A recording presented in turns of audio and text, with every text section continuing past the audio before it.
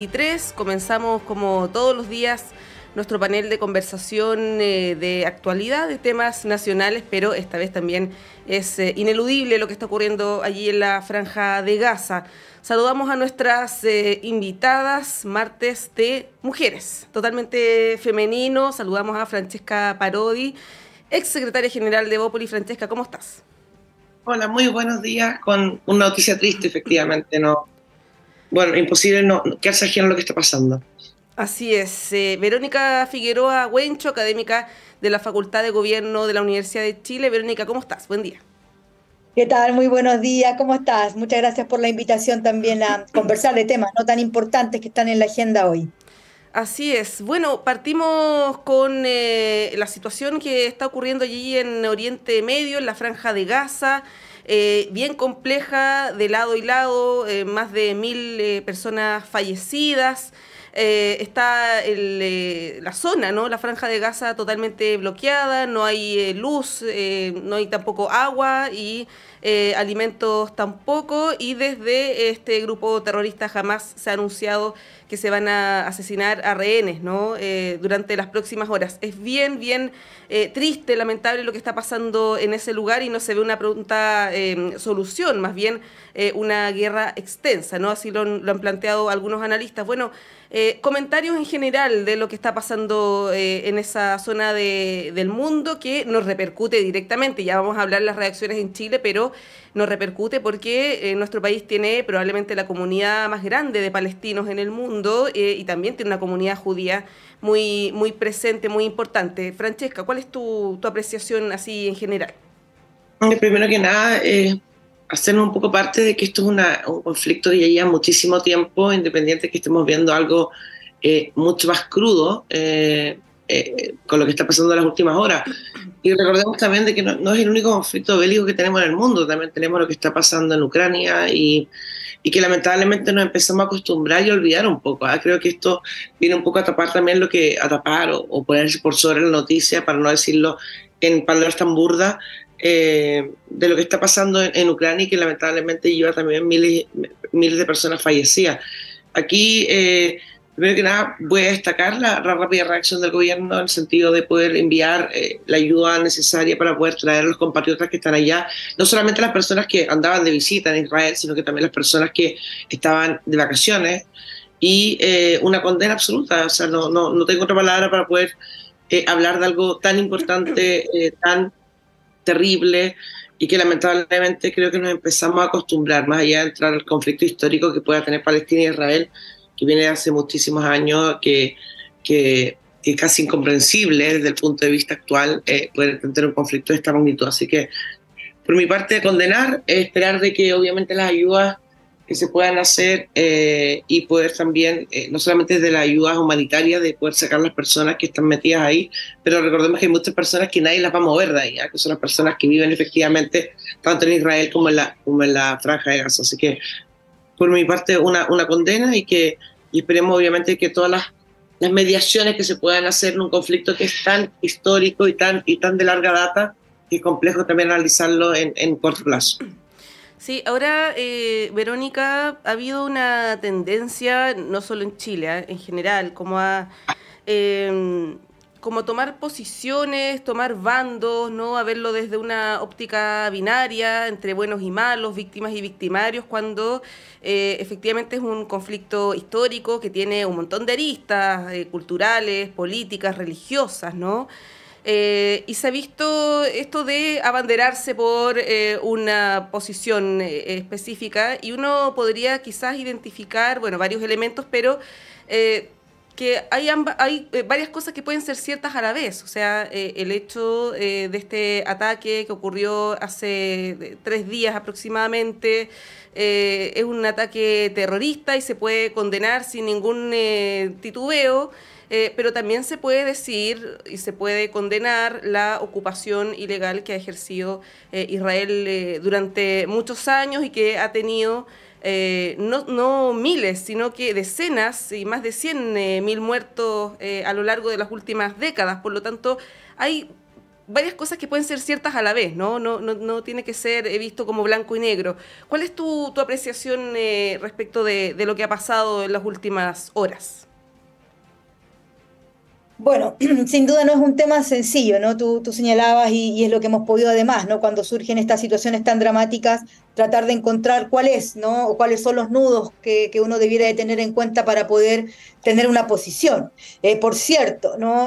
Aquí hay un grupo terrorista Hamas que inicia, ¿no? Una acción armada efectivamente no contra Israel. Por cierto, también no es muy difícil separar las emociones cuando uno tiene personas conocidas, apreciadas, tanto, ¿cierto? Como tú decías, una comunidad palestina, además en Chile, de más de 400.000 personas, una comunidad enorme, una comunidad judía también, ¿cierto? Pero por otra parte hay elementos que tienen que ver con una historia, ¿no? De una ocupación de un territorio donde se mezclan no solamente reivindicaciones territoriales, sino también religiosas. Y hay un nudo allí que es milenario, ni siquiera estamos hablando, ¿no? De un conflicto que se pudiese entender solamente desde la historia contemporánea, sino que hay aquí cuestiones milenarias que han ido además, ¿no? Complejizándose a medida que también el propio mundo se ha ido globalizando, ¿no? Cómo las guerras mundiales han incidido también en esa ocupación, la colonización, por cierto, también de esos territorios, el rol que ha tenido la comunidad internacional en dar apoyo a uno u otro sector, que ha terminado hoy día en esta situación en la cual el pueblo palestino lleva, ¿no? Muchas décadas, ¿no? Pidiendo el reconocimiento de su Estado, y por otra parte una relación, ¿cierto?, de conflicto permanente con Israel, porque si uno mira, ¿no?, la situación geopolítica de alguna manera y esa reivindicación territorial, es muy difícil que se pueda resolver si es que no hay, uno podría pensar, ¿no? Yo creo que hoy día, sobre todo, un rol importante de organismos internacionales y de Naciones Unidas, sobre todo cuando vemos que tú decías muy bien, ¿no? Montserrat, empiezan a haber llamados y apoyos de distintos gobiernos, ¿no? Hemos visto cómo el gobierno norteamericano, el gobierno francés, ¿no? El gobierno de Reino Unido salieron rápidamente a dar un apoyo a Israel. Hay relaciones allí también, ¿no? Políticas, pero por otra parte no se comprende también, ¿no? Cómo hoy día, si bien el conflicto ha sido de larga data y no necesariamente los medios de comunicación han mostrado como ha sido la vida también, ¿no?, de la población palestina, sobre todo la que habita en la Franja de Gaza. La mayoría, las cifras que yo estaba mirando, el 40% al menos son menores de 14 años. Que habitan en ese territorio. Hoy día además Israel ha tomado una decisión de cortar suministro eléctrico, de cortar el suministro de agua. Lo que uno está viendo es que no podría haber una solución peor o una forma peor de avanzar que acorralar a una población civil, una población inocente, que está sufriendo esas consecuencias. Yo también coincido con que el gobierno, sin duda, lo que le corresponde es ponerse al servicio de las y los ciudadanos chilenos que están tanto en Palestina como en Israel, pero también, sobre todo, asumir con altura de miras lo que significa hoy día la defensa irrestricta de derechos humanos, el marco internacional de derechos avanzado de manera importante en esa materia, y por lo tanto dejar a un lado también quizás muchas veces las emocionalidades y tratar más bien de ver cómo uno puede contribuir a un diálogo. Y sobre todo lo que nos toca aquí en Chile también, ¿no? Comunidades que hoy día buscamos que tengamos una convivencia en este territorio en paz también, ¿no? De acuerdo, como decía, tanto a lo que establece nuestra legislación, la Constitución, las leyes, pero sobre todo el avance que ha tenido los derechos humanos en el último tiempo. Sí, antes de ir a las reacciones en Chile, Francesca, ¿cómo ves el rol de la comunidad internacional? Porque efectivamente ha habido numerosas resoluciones de Naciones Unidas, por ejemplo, referidas a este conflicto, que no son vinculantes, pero que no han sido escuchadas, y también cada país va tomando su posición. Verónica mencionaba el caso de Estados Unidos, hay países con una comunidad judía muy importante, como Argentina, por ejemplo, que también va tomando posición en función de eso, y se va generando también alianzas. Se habla también de algo que no está comprobado, pero el rol de otros países en el conflicto en favor, por ejemplo, de este grupo islamista Hamas, como es el caso de Irán, ¿no? ¿Cómo ves ahí el rol que ha tenido la comunidad internacional que se acusa por parte de algunos? Voy a mencionar, por ejemplo, el exdiputado, exconvencional Fuad Chahin, que pertenece, ¿no?, a la colonia palestina. Él acusaba principalmente el rol de la comunidad internacional porque, dice, ha dejado pasar por décadas sin exigir el cumplimiento de sus resoluciones y hacer valer el derecho internacional. ¿Coincides con esto? ¿Cuál es el rol ahí que tú consideras o evalúas? Hermosa, yo creo que es bien difícil tomar posición cuando, primero que nada, cuando hace tan pocos días, independiente de que esto sea un conflicto histórico hace tanto tiempo, el problema que hay entre Palestina y Israel es de larga data y tiene múltiples factores. No lo reduciría a algo tan básico como negros y blancos o buenos y malos. Y creo que ha sido, claro, efectivamente los países, lamentablemente, y creo que ha pasado siempre en todos los conflictos, toman posiciones según lo más socio o menos socio que sean los diferentes países. Y creo que eso es un reduccionismo bastante importante de los conflictos que hay, en este caso bélico, pero también hay otros conflictos internacionales que no pasan directamente por las armas, sino también por diferentes bloqueos o diferentes dinámicas que se dan entre los diferentes países y las relaciones internacionales. Yo entiendo también de que podamos tomar posiciones con respecto a quienes conocemos más. Efectivamente, tú hablabas, nosotros tenemos una comunidad palestina importante en nuestro país, también así judía, no sé si la misma magnitud, pero tendemos un poco también a sobrereaccionar en el sentido de los hechos, de decir, oye, este es el más malo. O sea, claro, en este momento tú podrías decir, evidentemente aquí hay un grupo que es terrorista. Creo que eso requiere ya toda la condena que debiese tener un grupo terrorista que está atacando, en este caso, Israel, pero efectivamente esto es un conflicto que viene de mucho antes. Esto no es que un día jamás o Palestina se le ocurre atacar a Israel, independiente que para mí siempre la violencia va a tener una condena, y sobre todo si viene desde grupos terroristas que están declarados como tales. Entonces, yo creo que en este momento la comunidad internacional debería estar más preocupada de buscar soluciones desde el punto de vista humanitario primero, y también desde el punto de vista de cómo podemos mediar, aunque es difícil obviamente, en este conflicto para poder, en este caso, rescatar a millones de personas que están atrapadas ahí. Y claro, efectivamente hay personas que no pertenecen al territorio, como podrían ser personas chilenas o personas de otros países que están visitando, pero recordemos también las personas que sí viven en ese territorio y que efectivamente están siendo víctimas de un conflicto que ya es histórico, lleva muchísimo más tiempo, y creo que la comunidad internacional, más allá de estar tomando parte de un lado u otro, debería en este momento, a 3 días o 2 días de lo que pasó lamentablemente en Israel, poder ayudar primero a las personas, y segundo tratar de mediar también este conflicto que lamentablemente creo que lleva demasiado tiempo, y creo que nos tomamos muy en serio cuando vemos misiles de un lado para otro, pero no en el día a día, que es una pugna eterna que tienen entre ambos territorios. Sí, ahora, Verónica, yéndonos a nuestro país, las reacciones que esto ha generado desde Cancillería, pasando por, parlamentarios, ¿no?, representantes políticos. Se ha cuestionado en primera instancia un tuit del canciller, que él lo ha aclarado, lo hizo recientemente, hoy en la mañana, en una entrevista radial, donde se acusa que el canciller está empatando a un grupo terrorista con un Estado, que es el caso de Israel. Se le cuestiona también al presidente Boric las primeras horas, los primeros 2 días, de no haberse pronunciado y de haber retuiteado algo que señaló la diputada Carmen Hertz, muy en la línea también de lo que decía Cancillería. ¿Cómo evalúas lo que ha hecho Chile desde el gobierno, las reacciones que se han generado en nuestro país? A ver, yo creo que efectivamente el canciller ha aclarado, ¿no?, cuál era el alcance de su mensaje, y uno también comprende, ¿no?, que las relaciones internacionales se basan en ciertos protocolos, ciertos marcos, y yo creo que allí el canciller fue muy claro, independientemente de la lectura que algunos sectores han querido hacer de su mensaje, fue muy claro en la condena que se hace y en el rol que también Chile tiene en la defensa de la paz, en la defensa también, ¿no?, de los derechos humanos.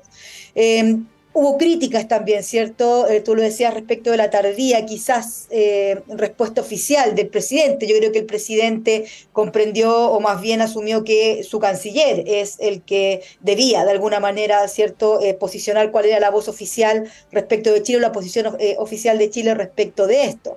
Y efectivamente, ¿no? Allí también uno puede comprender que hay ciertas posiciones, a lo mejor personales, pero que en representación de su rol, más bien de presidente de la República, era importante que diera un mensaje. Yo creo que lo hizo también de manera muy clara y muy contundente, ¿no? Señalando que la solidaridad, por cierto, siempre va a estar con las víctimas de la violencia y que condena también, ¿no? Él lo señala en el Twitter que puso, que condena, ¿no?, sin matiz, los brutales atentados, pero tampoco, obviamente, no justifica lo que significa la violencia de un lado y del otro.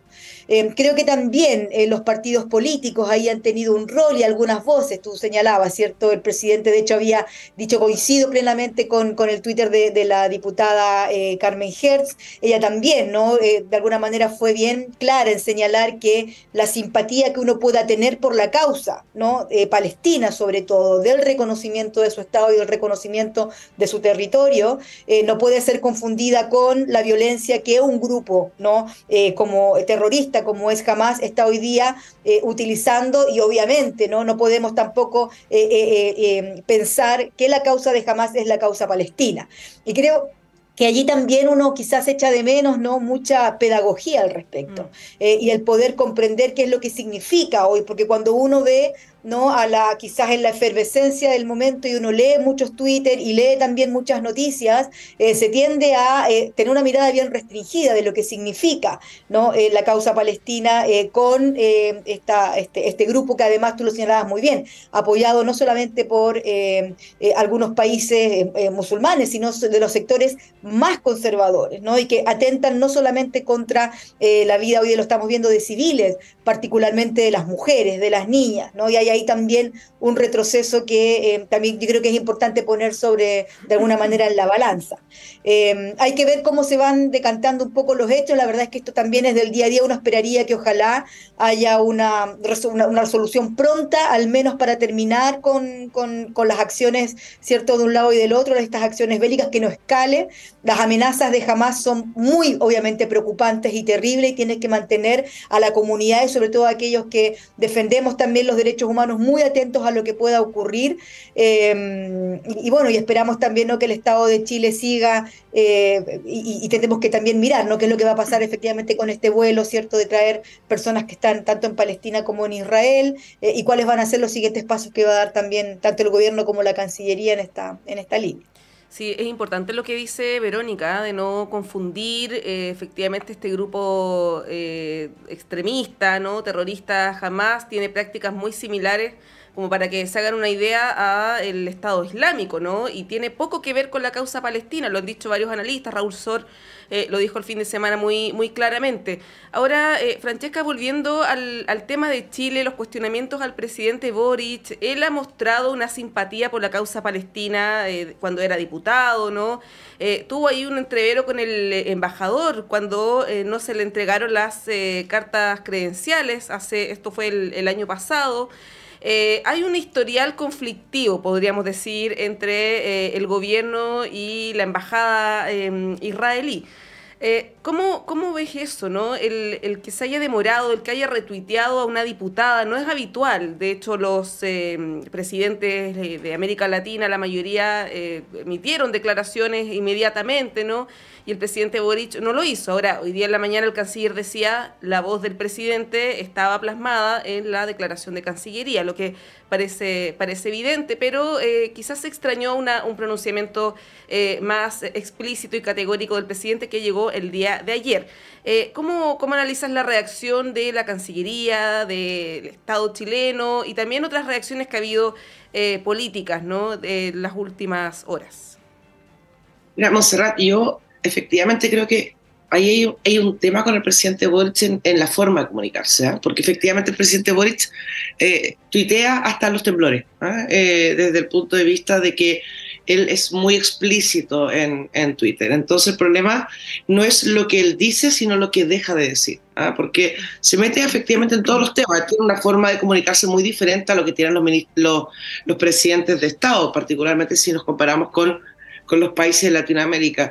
Y obviamente dentro del prontuario que tiene el presidente Boric con respecto a las relaciones con Israel, lo que pasó con este caso el embajador de Israel cuando no le tomó las credenciales, no lo recibió y hubo un problema diplomático desde el punto de vista, desde las formas que tiene la diplomacia.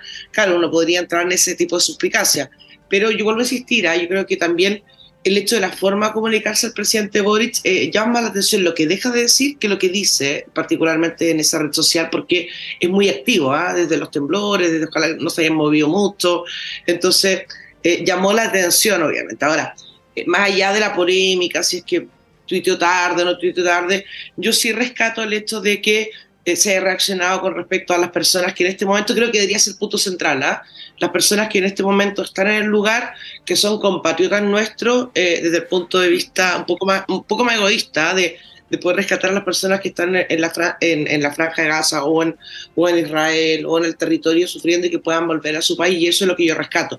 Pero vuelvo a insistir en el mismo punto. El presidente Boric, y no solamente con este conflicto, tiene un problema más con lo que deja de decir que con lo que dice en sí mismo, en este caso en Twitter. Ya, un problema más general de la forma que se comunica el presidente.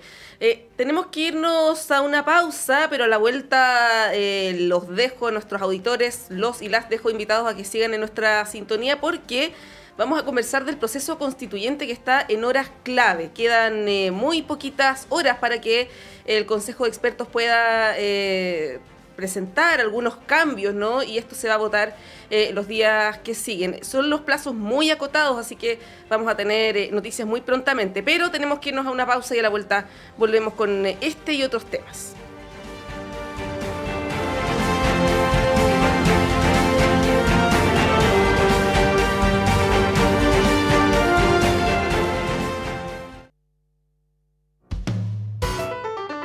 Conciencias y Educación, un programa de la Facultad de Ciencias de la Universidad de Chile dedicado a mostrar el estado de la ciencia de frontera y analizar las políticas educacionales y contenidos programáticos sobre educación científica y educación ambiental, con la conducción de la periodista Ruth Tapia y la participación del profesor Dr. Raúl Morales, decano de la Facultad de Ciencias de la Universidad de Chile.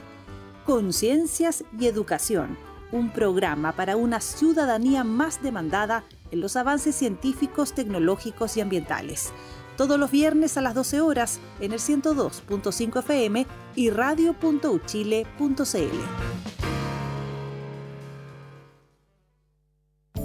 Hola, soy el periodista y locutor Luis Hernán Schwaner y quiero invitarles a compartir cada viernes a través de Radio Universidad de Chile el Último Café. El Último Café, cada viernes a las 22 horas en Radio Universidad de Chile, 102.5 FM y en nuestra señal online en www.radio.uchile.cl. Recuerde, El Último Café, cada viernes a las 22 horas en la radio que piensa. Usted está invitadísimo a compartir con nosotros El Último Café.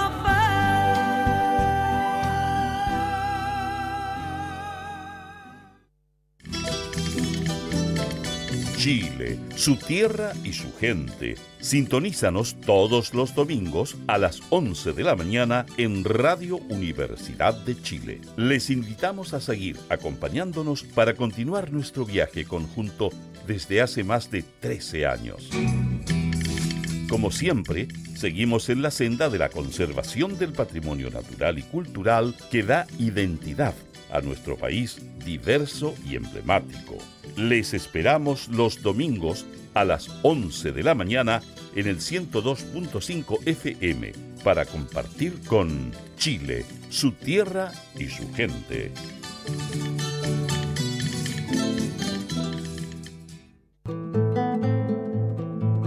Hola, soy Luis Mesina y les quiero invitar a todos y a todas para que sintonicemos todos los días viernes de 16 a 17 horas en Radio Universidad de Chile el programa Debate Social, donde estaremos discutiendo, debatiendo, conversando con amigos y amigas sobre la realidad nacional, especialmente del mundo social. Así que quedan todos invitados e invitadas a escucharnos.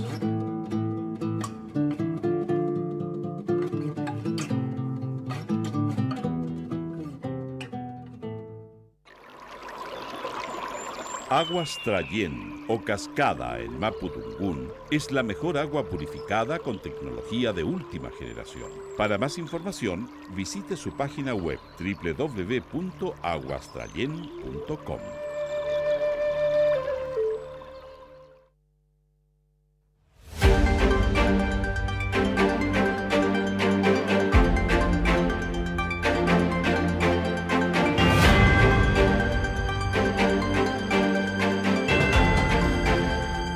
Mañana, 1 minuto, seguimos en esta transmisión de Radio Análisis, la 102.5 y todas nuestras plataformas, también por nuestro canal Uchile TV, el 11.2 de la televisión digital. Lo había anunciado antes de la pausa, la situación ahí en el Consejo Constitucional, este texto que ya pasó a los expertos y expertas y que tienen un plazo muy cortito de algunas horas solamente para poder introducirle cambios. De hecho, hoy a medianoche vence el plazo para que se ingresen, ¿no?, estas modificaciones y se va a votar los días que quedan esta semana. El viernes vuelve el texto a los consejeros constitucionales. Bueno, esto en medio, Verónica, Francesca, de definiciones de personas que están fuera del Consejo y de la Comisión de Expertas, pero que tienen un rol principal, pues, fundamental, ¿no? Como es el caso de José Antonio Kast, que dio un par de entrevistas durante el fin de semana con varias definiciones bien relevantes. Una de ellas, quizás la que acaparó los titulares, es que el Partido Republicano no va a transar en la redacción de la norma que protege la vida de quien está por nacer. También dice que no es la intención constitucionalizar el tema del aborto, la prohibición del aborto, pero ambas cosas parecen contradictorias entre sí, ¿no? Si es que dice que no se va a transar en eso, apunta claramente a que es importante y es distinto como está la redacción actual. Verónica, ¿qué te parece cómo se ha dado el debate? ¿Tienes alguna esperanza puesta en estos días de la comisión experta?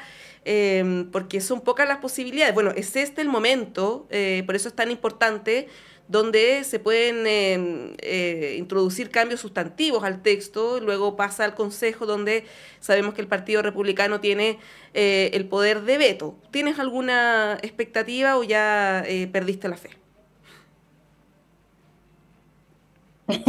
Bueno, está complejo el panorama porque la propuesta que emanó del Consejo es bien restrictiva y es bien conservadora y tiene un retroceso tremendo, ¿no? Sobre todo en los derechos de las mujeres, tú lo señalabas, ¿no? Creo que obviamente uno puede mirar y quizás yo mi análisis lo haría como en distintas perspectivas. Por una parte, por cierto, hay actores políticos que hoy día están en una agenda que tiene que ver con las próximas elecciones presidenciales, que ya de alguna manera también están viendo cómo pueden, ¿no?, mover ciertas piezas para poder posicionarse, sobre todo en el caso de Kast, ¿cierto?, que ha perdido un poco de protagonismo a raíz de también, ¿no?, la mayor presencia que ha tenido Evelyn Matei, la candidatura o la posible candidatura de Evelyn Matei. Y por otra parte, José Antonio Kast representando además, ¿no?, a los sectores de la ultraderecha, ¿no?, ultraconservadores, que por cierto él va a apoyar una constitución que sea lo más parecida a lo que él piensa, ¿no?, y a la forma en la que él entiende los derechos, sobre todo algunos que están consagrados allí, que a mí en lo particular me preocupan mucho. Y yo creo que uno tiene que mirar la propuesta constitucional que está emanando y leerla con harto cuidado, sobre todo lo que establece en los derechos de las mujeres. Aquí hay varios retrocesos, uno podría pensar. Uno tiene que ver obviamente con la paridad, que en este caso no se está más bien promoviendo, busca el proyecto de ley el acceso igualitario, pero dejando ¿no? a una ley la posibilidad de que haya paridad en las elecciones, en la conformación de las listas, la reducción, por cierto, ¿no? de los escaños reservados. Hay obviamente un elemento importante respecto de los derechos sexuales y reproductivos. Creo que ahí hay un nudo que a mí me parece sumamente preocupante y peligroso, que es la inclusión ¿no? de la objeción de conciencia, tanto individual como institucional, en un proyecto de constitución y la posibilidad de que eso quede zanjado en una constitución. El fin de semana salió una declaración, yo creo, muy pertinente, muy necesaria, de las rectoras ¿no? de las universidades estatales, también ¿no? llamando la atención y poniendo el punto, qué significa este retroceso y qué es lo que podría ocurrir, ¿no? Sobre todo respecto de los programas de educación sexual y el derecho, ¿no? Que en este caso se le está dando a las instituciones para ejercer esa objeción de conciencia.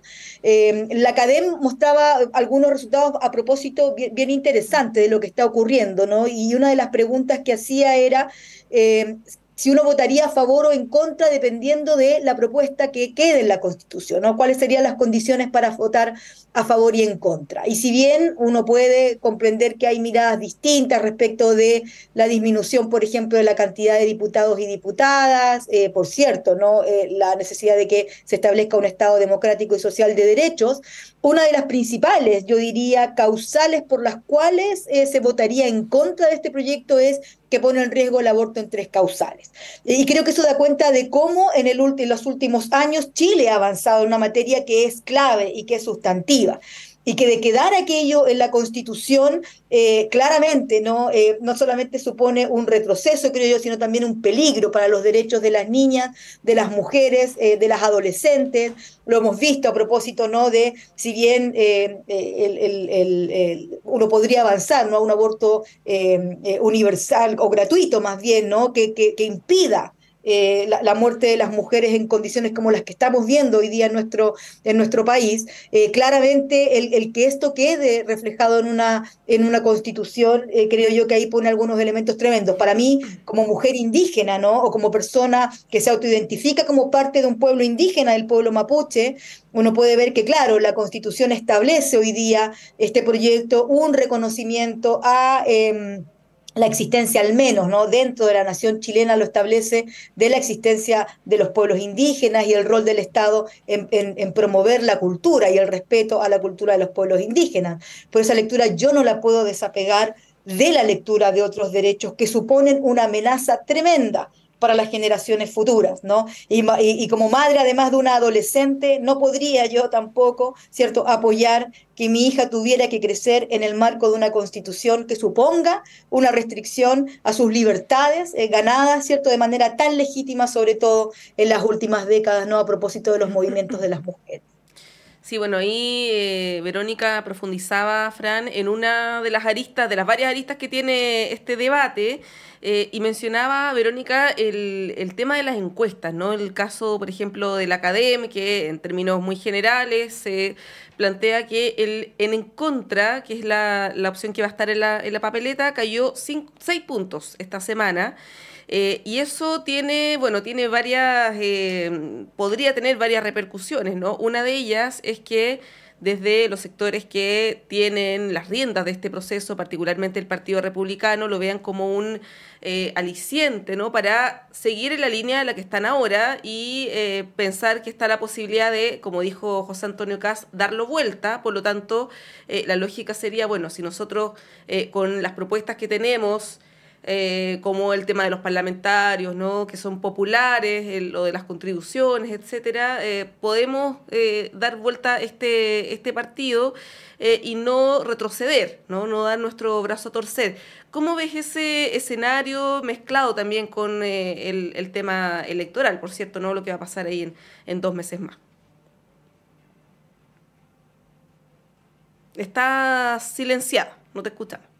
Perdona. Ahí sí. Sí, Yo creo que sigue primando lo electoral por sobre la importancia que tiene el proceso en sí mismo. Yo soy una persona que voté, apruebo en la entrada, tuve que rechazar la constitución anterior porque efectivamente creo que no era buena para el país, y creo que hemos caído en cierta manera en los mismos pecados que caímos en la Convención 1.0. Hay que entender un poquito que por tener una mayoría relativa electoral nos podíamos llevar un poco la pelota para la casa. Y yo soy optimista con respecto a lo que puede pasar desde el punto de vista de la importancia que tiene, más allá de cómo veo a los actores actuando. Porque efectivamente a mí me gustaría mucho tener una constitución que finalmente se aprobara y poder cerrar este capítulo y poder avanzar en otras temáticas que creo que son muy relevantes y que de alguna manera este proceso nos entrampa.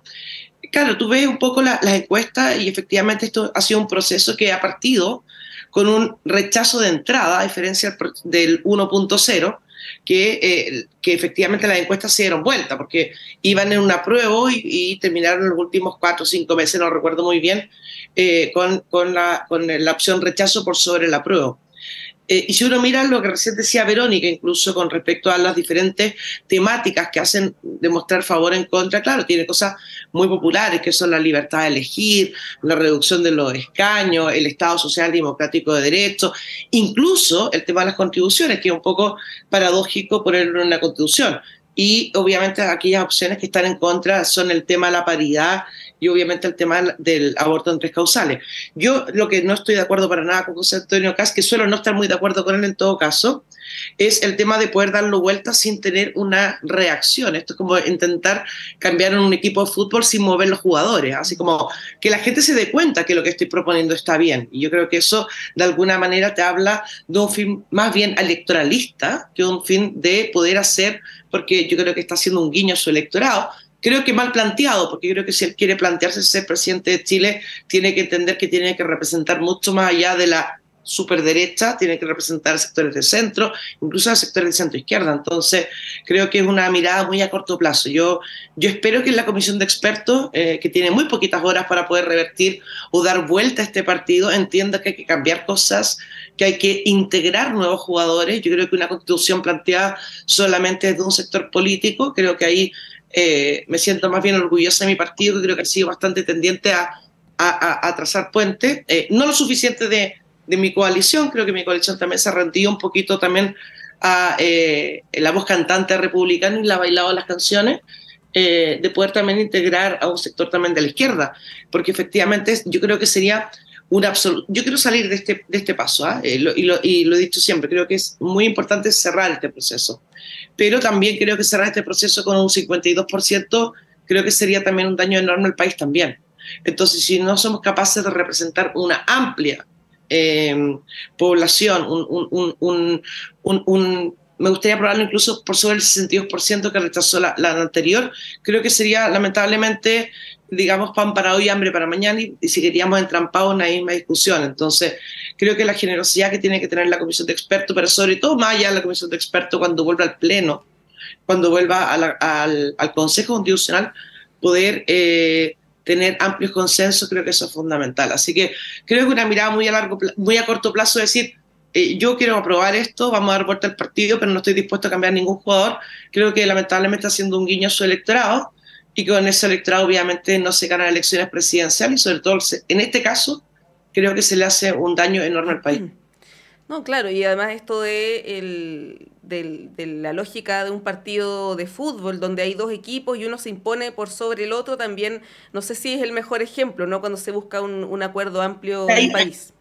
Pero vamos, ahí claramente, disculpa Verónica, ahí claramente fue un poco lo que pasó en la Convención 1.0, donde efectivamente había unas izquierdas que tenían la mayoría y se anuló incluso a la centroizquierda, ni siquiera está hablando que se escucha a los sectores más de derecha, con un Fuad Chahín, un Felipe Arboe, que se quejaron efectivamente de lo mismo. Creo que hemos caído un poco en lo mismo, con algunas excepciones muy pequeñas, que ha sido un poco el rol mediador que ha podido tener Chile Vamos. Creo que Chile Vamos muchas veces, independiente de mi partido, que lo saca un poco porque creo que ha sido un poco más, ha tenido una mirada más de Estado más que más electoral. Creo que ahí lamentablemente el Partido Republicano, el que tiene la llave, el que tiene a cargo el proceso. Entonces creo que si no es capaz de entender de que para dar vuelta a esto hay que cambiar jugadores hacer un símil futbolístico bien fácil, creo que lamentablemente vamos a caer en el mismo pecado de origen que caímos en la primera convención. Claro, el tema es que los tiempos son bien acotados. Como decía, queda esta semana solamente para votar los eventuales cambios en el texto y ya luego pasa nuevamente a los consejeros.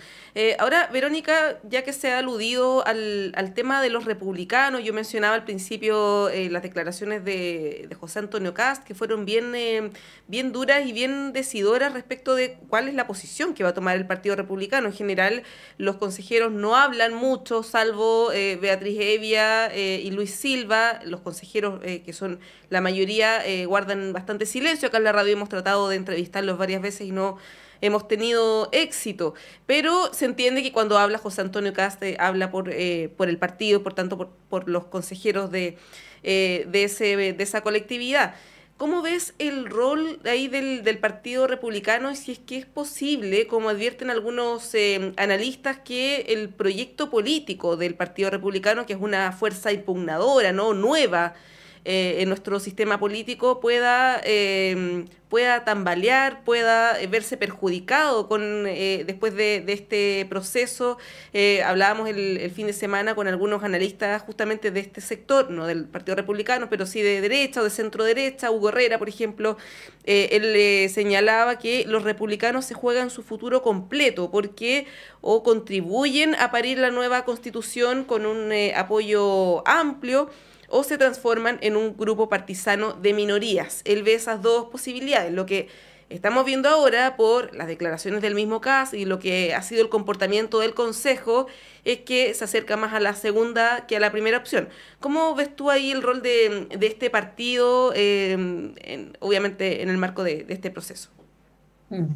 Bueno, a ver, primero, cuando asumieron obviamente la conducción del Consejo y cuando ganaron también de alguna manera, ¿no?, una gran representatividad dentro del Consejo, que de hecho les dio la mayoría también, y como muy bien decía Francesca allí, en muchas de las decisiones también han sido apoyados, ¿no?, por la derecha, por la centro derecha, incluso en algunos casos, salvo algunas honrosas excepciones. Lo que uno puede ver también es que había una promesa, ¿no?, de una supuesta conducción diferente, de que iban a buscar canales de acuerdo, de que iban a buscar posiciones de acuerdo, y eso no ha ocurrido. Y yo creo que estas declaraciones de José Antonio Kast de alguna manera ponen, ¿no?, un estándar respecto de lo que uno podría pensar cómo va a operar el Partido Republicano en la votación, si es que surgen observaciones y logran, ¿no?, a consensuar alguna de estas observaciones en esta discusión que está teniendo la comisión de expertos y expertas.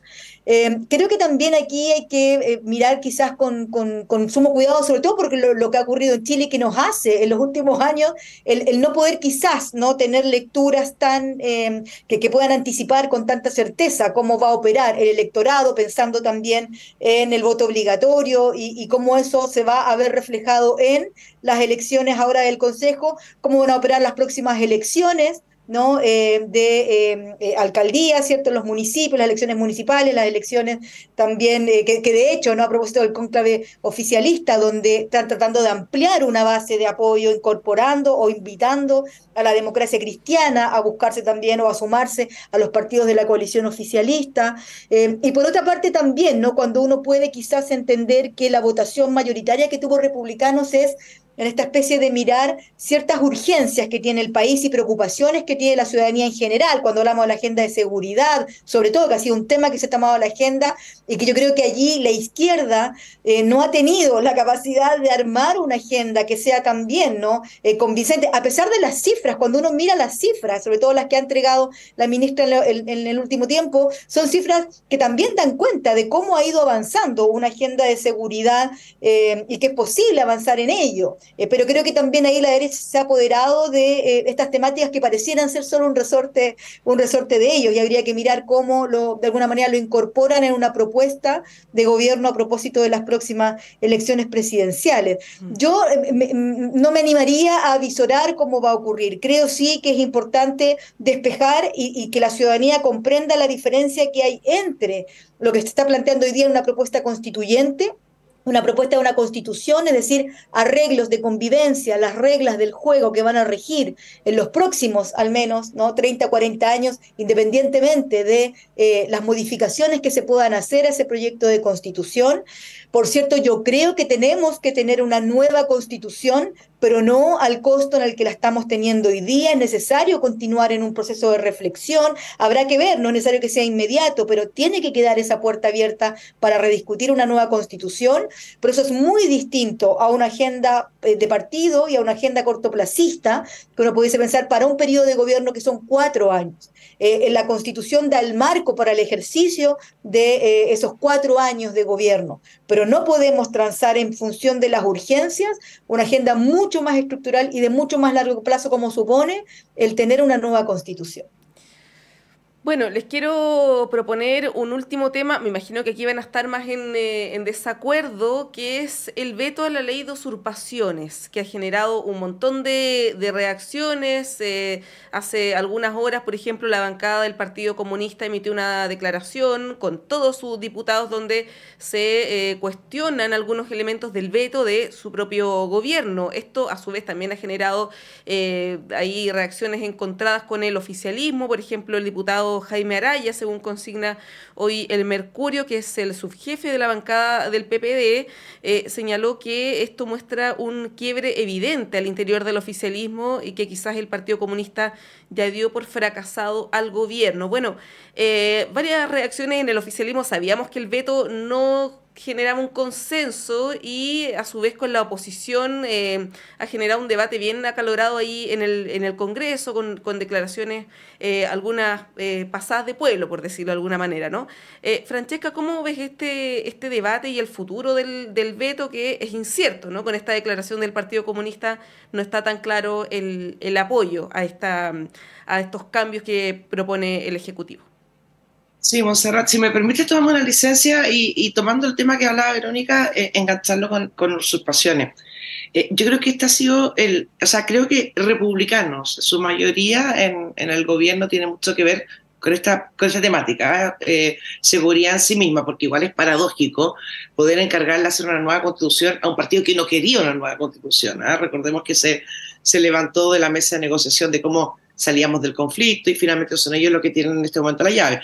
Y creo que lamentablemente confundimos dos temas que son importantes: tener una nueva constitución y, por otro lado, tener un buen funcionamiento del país, el gobierno, que obviamente la constitución tiene mucho que ver, pero lo inmediato es más la conducción de un país que la constitución en sí misma.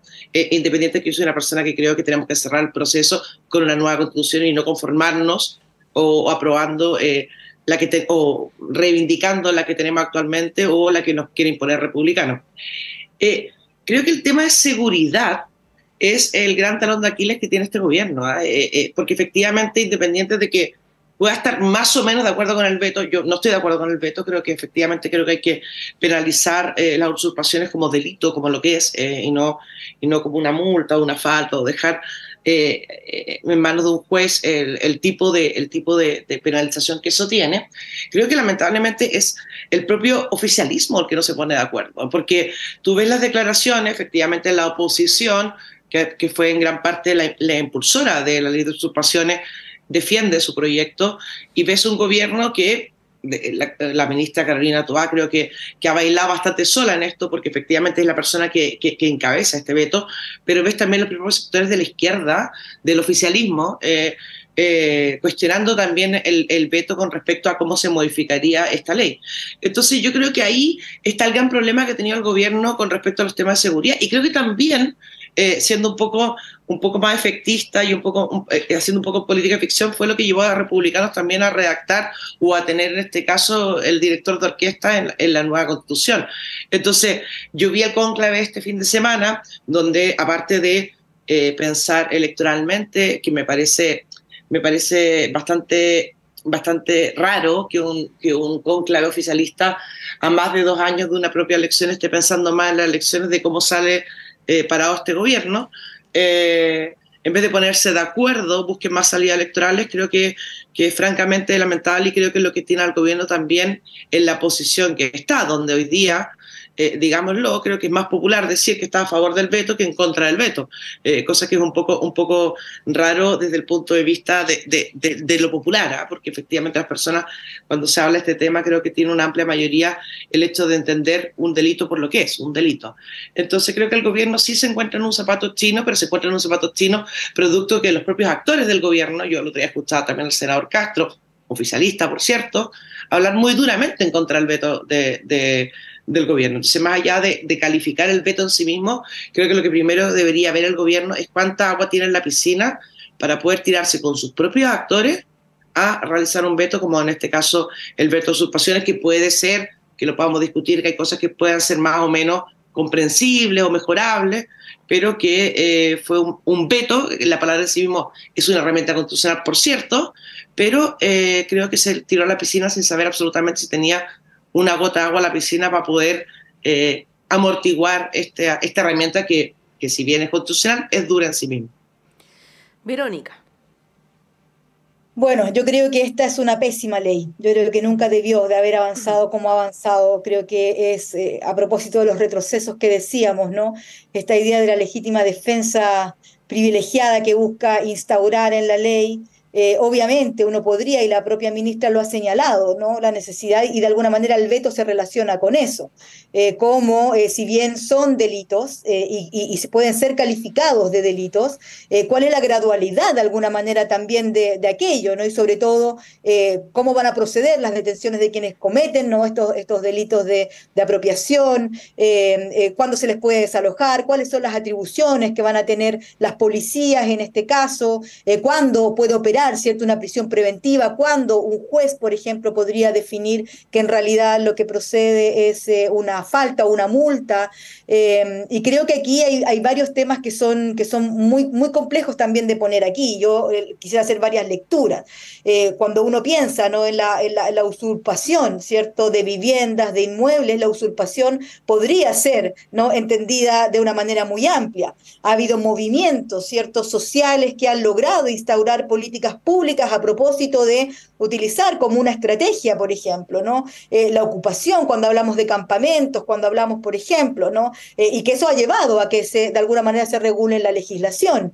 Como mujer mapuche, por cierto, no puedo desapegar lo que significa el retroceso de esta ley respecto de nuestros derechos de reivindicación territorial, de una usurpación, si lo queremos llevar a ese lado, que ha llevado, ¿no?, a sectores de este país que hoy día, forestales, empresas privadas de todo tipo, latifundistas, muchos de ellos, por cierto, en el mundo de la política, ¿no?, que han ocupado nuestros territorios y que hoy día con esta ley podrían verse, ¿no?, no solamente un blanqueo institucional respecto de lo que ha sido esa usurpación histórica, y que hay aquí evidencia, esto no me lo estoy inventando, ¿no? Martín Correa, otros historiadores han dado, ¿no?, en el clavo, estableciendo lo que ha sido esa usurpación y ese despojo territorial, y las reivindicaciones legítimas que muchas de las comunidades hoy día están llevando adelante a propósito, ¿no?, de la ineficiencia que ha tenido el Estado para poder resolver lo que significa esa restitución territorial. Yo espero que opere el veto del Ejecutivo. Me parece que es la única salida que hoy día tiene el Ejecutivo para ello, si bien no necesariamente me deja conforme las indicaciones que constan en ese veto, creo que es la única salida, y ojalá que lleguemos a buen puerto con eso. Creo que sería tremendamente nefasto que una ley de estas características avanzara en el Congreso. Bueno, vamos a ver qué ocurre con este tema durante esta semana. Hay comité político hoy en La Moneda, pese a que es día martes, no día lunes, así que me imagino que algunas definiciones irán saliendo durante las próximas horas. Tenemos que cerrar este bloque, agradecer a Francesca Parodi. Francesca, muchas gracias por estar con nosotros y nosotras durante esta mañana. No, muchas gracias. Usted quería contestarla, Verónica, porque no podía estar más en desacuerdo con todo lo que dijo, pero se acabó el tiempo. No, pero bueno, vamos a seguir hablando de este tema seguramente las próximas semanas, así que ya habrá oportunidad. Había advertido que iban a estar en desacuerdo, ¿eh? Ahí tuve una... Lo que pasa es que no nos dio tiempo a interactuar este tema, pero bueno, quedará para la próxima. Lo dejamos pendiente, lo voy a dejar ahí anotado. Verónica Figueroa Huencho, muchas gracias por estar con nosotros durante esta mañana. Muchas gracias, Monse, por la invitación, y un saludo también a todas y todos quienes nos escucharon hoy día. Muchas gracias. Nosotros nos vamos a un alto cuando son las 9:30 en punto. Vamos y volvemos.